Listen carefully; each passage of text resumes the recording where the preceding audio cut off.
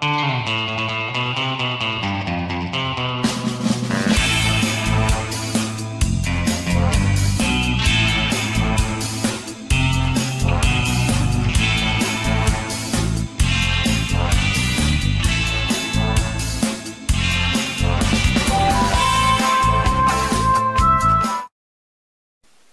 to the latest episode of the B Movie Club. I'm your host, Kevin. This week we'll be discussing the 1997 science fiction action classic, The Fifth Element, starring Bruce Willis, Gary Oldman, Milla Jovovich. It's an all-star cast. For those of you joining us for the first time, each week on the B Movie Club, I discuss certain guilty pleasures and forgotten classics of the past. You can go ahead and go to our page on Facebook, Original B Movie Club, and give us the big thumbs up.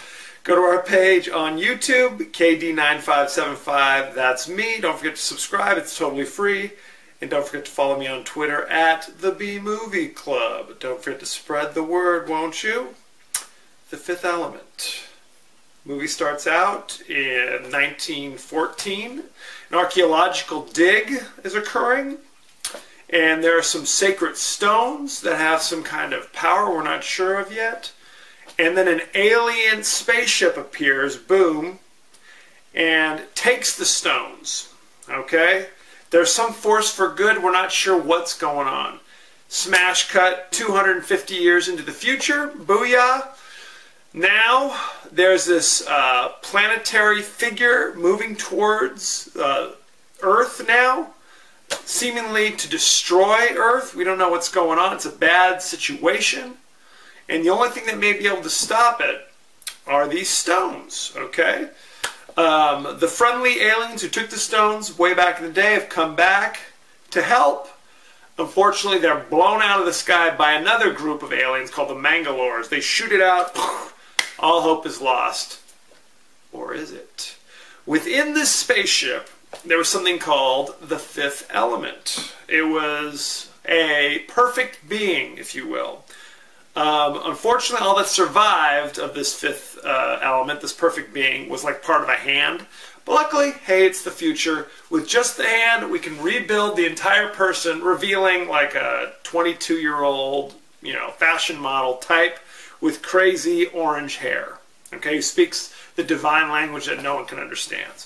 Now, she's afraid, the government's like, what's going on? She escapes. They're being chased by the cops. And she barges in and smashes her way through to a kindly taxi driver, Corbin Dallas, who is overcome by her helplessness and feels like, okay, I will protect you from the mean cops who are chasing us. So they go off. She's able to point them in the right direction. She goes and she goes with Bruce Willis, who tracks down this priest named Vito Cornelius, who is one of a long line of priests who know what's going on with the four stones and with the fifth element. So he tracks him down. Evidently, she doesn't have the stones, but they know where to get the stones. Now, unfortunately, there's a whole other thing going on here. This multi-billionaire by the name of Zorg, who has, Zorg Industries, things like that, is working with that evil planetary force of the universe to stop them from using the four stones and the fifth element for good, but want to use it for evil. He's the one who paid the evil aliens, the Mangalores, to shoot down the friendly alien ship, presumably to get the stones. So this is a problem. Okay, he's a wealthy guy. He's trying to get the stones for himself, for his own nefarious purposes, helping out who he calls Mr. Shadow, who's the evil planetary figure.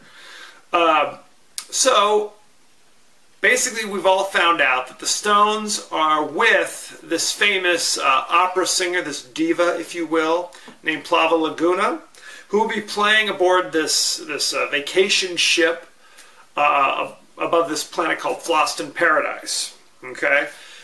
The government has contacted Corbin Dallas, who discovers not just a kindly taxi driver, but is also a former Special Forces type. They want him to go there and track down the stones so that they can take care of business. he's going to go along with the perfect being, the supermodel, who we discover his name is Lilu, who is super intelligent and like she's got like special skills and stuff like this. So they go together. Unfortunately, also got Zorg is on the way. He's trying to get the stones. And the Mangalores have reappeared. They were working for Zorg, but Zorg double-crossed them. So they're there just to cause a ruckus. I don't want to spoil everything. I don't want to give it all away. There's a lot of stuff going on here. I first saw this movie when it first came out in 1997. I was actually in Paris. That's just the kind of guy I am. I was in Paris on vacation, doing one of those backpacking trips across Europe. I see movies no matter where I go. So I'm in Paris. I see this.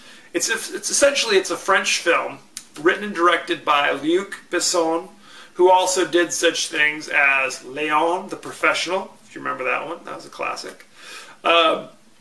Primarily created in France. They brought in French artists, French actually comic book artists to help design the look. Brought in Jean-Paul Gaultier, the famous French fashion designer, to design all the fashions for the thing. He wanted to shoot it in France. Unfortunately, they just didn't have studios that were big enough, so he had to bite the bullet and actually filmed it in England in the famous Pinewood Studios. Now, Luc Besson, he originally came up with the idea when he was 16 years old and actually worked on the script. At one point, the script was like 400 pages, which, that's not going to work. So he eventually became, a very successful director. He had just done, like I said, The Professional, which was, even though it was a French film, was a big hit in the United States. Introduced the world to Natalie Portman, Jean Reno, and Gary Oldman was in it as well. So hey. With the success of that, he was able to kind of cut down the script, come up with a more reasonable budget, and the same people who produced The Professional were like, okay, we'll front the money to do The Fifth Element. So he had a few other actors in mind. At one point, Jean Reno was supposed to play the hero Corbin Dallas. Eventually, Bruce Willis. He was talking to Bruce about this. Couple things. Bruce, at this point, was a big star, but had just done a couple of kind of stinkers, including Hudson Hawk, so he was kind of concerned about his Hollywood viability. And Bruce Willis and Luc Besson bumped into each other, and Luc said, you know what, I totally had you envisioned for this role, but I got to cut down costs, to get this movie made, so we're going to go with kind of an unknown actor. And Bruce just told him, if I like the script, we can work it out with the money. So he gave him the script, he liked it, he was on board. Boom. So there you go. See, these things just all seem to work out. Milla Jovovich, up to this point, had been in a few things. She was in Dazed and Confused. And they auditioned like 200 people before finally settling on her. Now, she is at one point, she was a fashion model, from the Ukraine, but brought her in. She did a good job, so he's like, okay, you're hired. Interestingly enough, Luc Besson's then-girlfriend actually played the diva Plava Laguna, the crazy squid woman. And over the course of filming, he actually ditched her. That's why she's the squid woman, I guess, and hooked up with Milla Jovovich, who was, the female lead. So things happen. They actually got married for a few years there. Sadly, were divorced a couple years later. Very sad. Sad situation. Watching this movie, I actually haven't seen it in 100 years. I remember seeing it in the theater, not being overwhelmed with it. I thought a lot of the special effects just looked very cartoony. Some of the aliens looked like Muppets.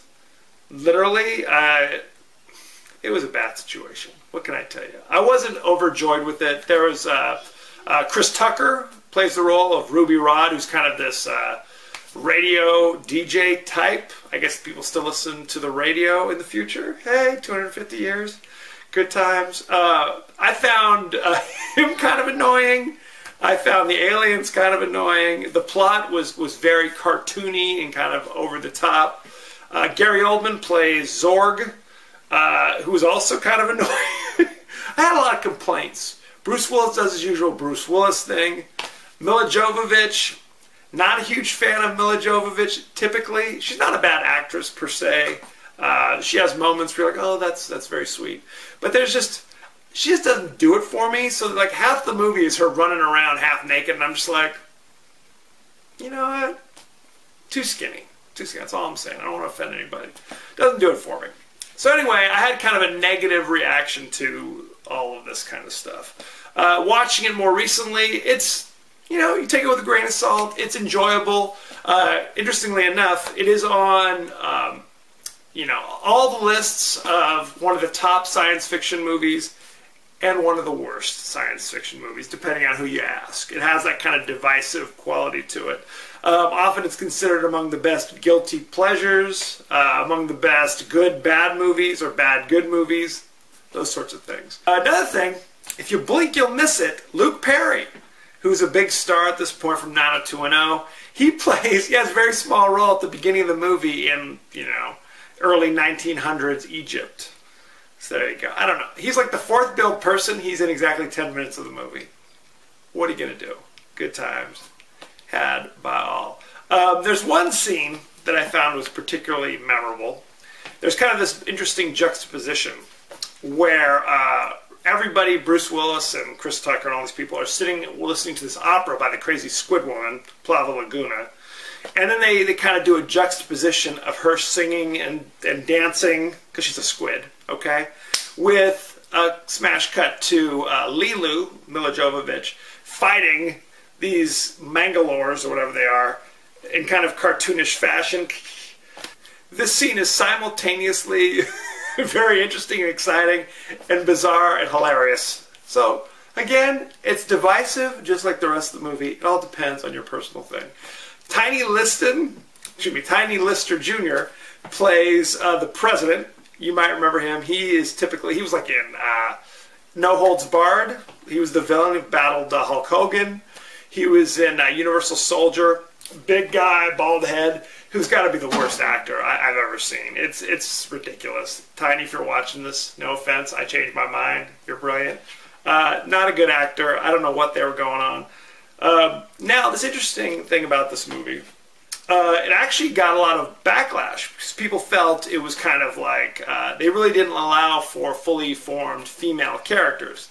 Lilu goes from being kind of weak and help me Bruce Willis to kicking butt to oh help me Bruce Willis again. And all the other females are kind of the flight attendant types who are wearing like skin tight velour or something, pleather, I don't know what it is, where it's just very kind of objectifying. So again, what are you going to do? It's very upsetting to certain people. This movie currently has a 71% fresh on Rotten Tomatoes. Like I said, if you just kind of cast off your preconceptions of what a good science fiction action movie should be and just let it wash over you, it can be quite enjoyable. But I'm warning you, the aliens look like Muppets. Okay, there you go. Moving on down the road. It is still streaming instantly on Netflix, so check it out. Let me know what you think. Send any favorite scenes, favorite quotes. If you want to send a favorite quote, you may as well. Okay, winter's coming. Send it to me, and I might just talk about it on the show. Next week, moving away from this sci-fi craziness to the horror deep sea classic, Deep Star 6, starring some people, okay?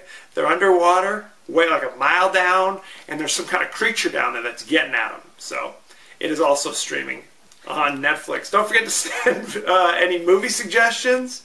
I'd love to hear any suggestions you have. I may choose those to add just to my Netflix queue, okay?